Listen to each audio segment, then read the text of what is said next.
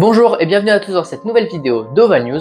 Comme pour chaque semaine, on va faire le bilan de ce qu'on a eu cette semaine au niveau des transferts, au niveau des prolongations. On va parler de carton rouge, de transfert de Georges Colombe, on va parler de Toulouse. On va aussi parler de l'intérêt des clubs de top 14 vers l'outre-Manche. Et comme d'habitude, on s'intéressera au programme du week-end. Vous êtes avec moi? Allez, c'est parti!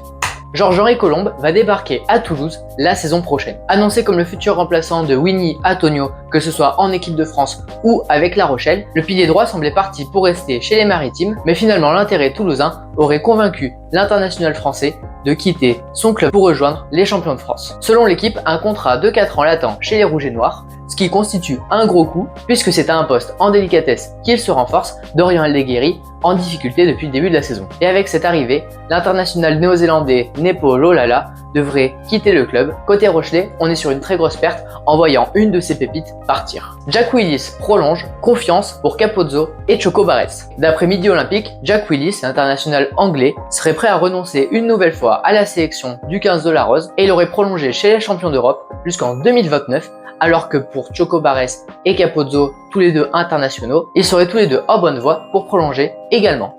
Les instances françaises se mobilisent contre l'instauration du carton rouge de 20 minutes. Dans un communiqué commun, la LNR, la FFR et Proval ont indiqué s'opposer à l'instauration du carton rouge de 20 minutes à l'intention de World Rugby. Plusieurs raisons pour ce refus. Tout d'abord, la sécurité des joueurs semble diminuer. On risque de voir de coups plus violents qui seraient moins sanctionnés. Il est aussi évoqué une période de test trop courte, c'est-à-dire ça a duré tout l'été, mais on n'a pas eu véritablement de preuves que cela marchait. Et enfin, cela pourrait avoir une dégradation sur l'image du rugby. Et vous, qu'est-ce que vous pensez du carton rouge de 20 minutes? Une bonne ou une mauvaise chose?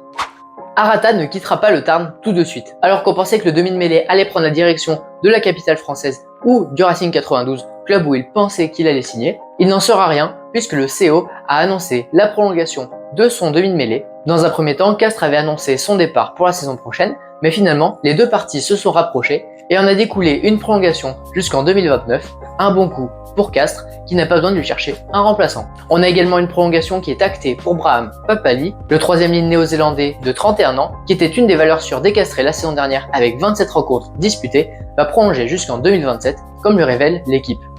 Duane van der Merwe, Sionné, Tupulutu ou encore George Ford, le top 14 se lance à l'assaut de l'outre-Manche. Déjà pour ceux qui avaient oublié, le surpuissant ailier écossais Van der Merwe a joué en top 14 lors de la saison 2016-2017 avec Montpellier. Bon, il n'a joué que 4 rencontres, donc si ça ne vous a pas marqué, c'est pas non plus choquant. Depuis, le Sud-Africain d'origine a tracé son bonhomme de chemin et évolue désormais du côté d'Édimbourg et il est un titulaire indiscutable du côté du 15 du Chardon. La saison dernière, il a marqué pas moins de 20 essais pour 30 rencontres, toutes compétitions confondues. Pour autant, il est en fin de contrat avec le club écossais et un retour en France ne serait pas à exclure. Montpellier et La Rochelle se seraient positionnés sur ce dossier. Toutefois, la tâche ne va pas être simple, étant donné que le joueur demande un salaire mensuel de 30 000 € et qu'Édimbourg voudrait également conserver son joueur. De son côté, Tupulutu est une des cibles du Stade français pour la saison prochaine, le poste de 3/4 centre qui est un poste visé pour se renforcer du côté de la capitale. Mais selon Rugby Prime, d'autres clubs sont sur le coup, comme Montpellier nous indique Midi Olympique, alors que Glasgow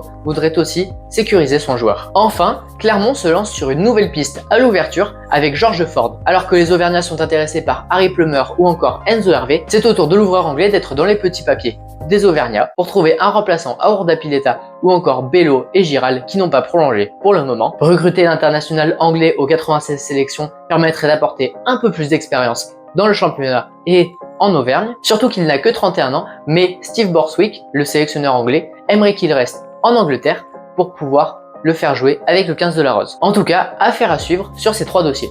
Lucas Paulos prolonge avec Bayonne jusqu'en 2027. Arrivé l'été dernier et à quelques mois de la fin de son contrat, l'international argentin a officiellement renouvelé son contrat pour 2 saisons de plus avec le club basque. Une bonne nouvelle pour les Bayonnais qui sécurisent un de leurs 4, lui qui a pris part à 19 rencontres la saison passée en top 14. Plusieurs semaines d'absence pour Beka Gorgadze. Sorti après seulement 3 minutes de jeu le week-end dernier contre Castres alors qu'il avait eu le temps d'inscrire un essai, le troisième ligne qui fait également partie des capitaines de la section paloise devra s'absenter plusieurs semaines en raison d'une entorse à la cheville d'après la République des Pyrénées.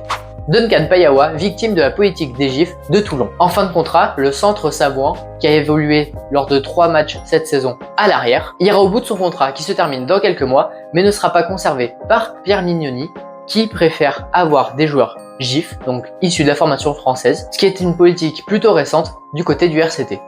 Thibault Lanen et Alexandre Fischer, tous les deux sur le départ et tous les deux à Bordeaux, alors que Christophe Furios serait prolongé avec Clermont cette semaine, l'ASN pourrait voir partir 2 de ses enfants du club. En effet, selon Actu Rugby, le deuxième ligne de 26 ans ne voudrait pas continuer avec le staff actuel. De son côté, Fischer serait un profil qui intéresse l'UBB, mais une prolongation n'est pas à exclure. Côté infirmerie à Clermont, il va falloir faire encore 2 mois sans Irae Simonet. À peine revenu d'une très longue blessure la saison dernière, le centre australien s'est une nouvelle fois blessé le week-end dernier contre Toulouse, victime d'une entorse du latéral interne d'après France Bleu, qui l'éloignera donc 2 mois des terrains. Il faudra donc compter pour les Clermontois au poste de centre de Dari Carrère, Tozin, Fouissac ou encore Moala, ou même aller piocher chez les Espoirs.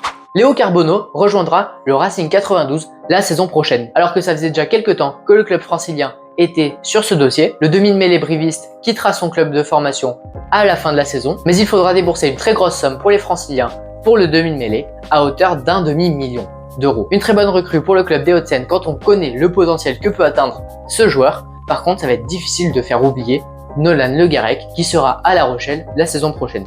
Le fait un petit peu insolite de la semaine, c'est le départ de Kélian Galtier vers les États-Unis. Le troisième ligne qui a été formé à Montpellier et qui jouait encore jusqu'à la saison dernière à Perpignan est sans contrat depuis le début de la saison, mais va rebondir aux États-Unis en MLR chez les Nola Gold Rugby. Un nom qui vous dit peut-être quelque chose si vous suivez Nogodi sur ses réseaux sociaux, c'est actuellement son père qui est entraîneur du club de la Nouvelle-Orléans. Un fait assez rare de voir un joueur français évoluer en MLR, mais qui sera très certainement une expérience unique pour Galtier. Pas de tournée d'automne pour Nicolas Despourterres. Victime d'une fracture de la pommette après un choc à la tête, le centre qui avait des chances d'évoluer avec le 15 de France cet automne ne sera malheureusement pas du rassemblement. Il est censé s'être fait opérer ce jeudi et sera absent environ 6 semaines. Un international italien en Bretagne, 100 ans de jeu depuis le début de la saison avec Gloucester, c'est-à-dire 0 minutes, le demi-de-mêlée italien Stéphane Varney serait proche de rejoindre Vannes avec effet immédiat, comme l'indique Rugby Pass. L'objectif est évidemment de renforcer l'effectif des Vannetais au poste de numéro 9 et une officialisation pourrait avoir lieu avant le match contre Clermont.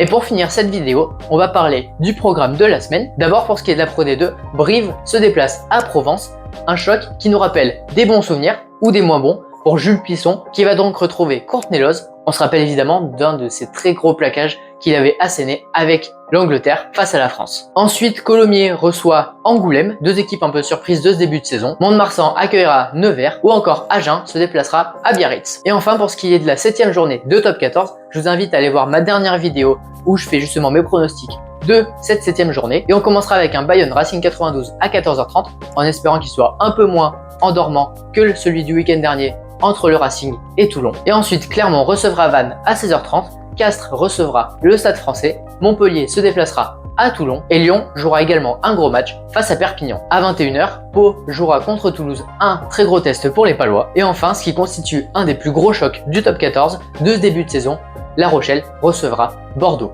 N'hésitez pas à me dire vos pronostics en commentaire, ça m'intéresse énormément. Donc cette vidéo touche à sa fin, j'espère qu'elle vous a plu, que vous avez retenu des informations assez importantes.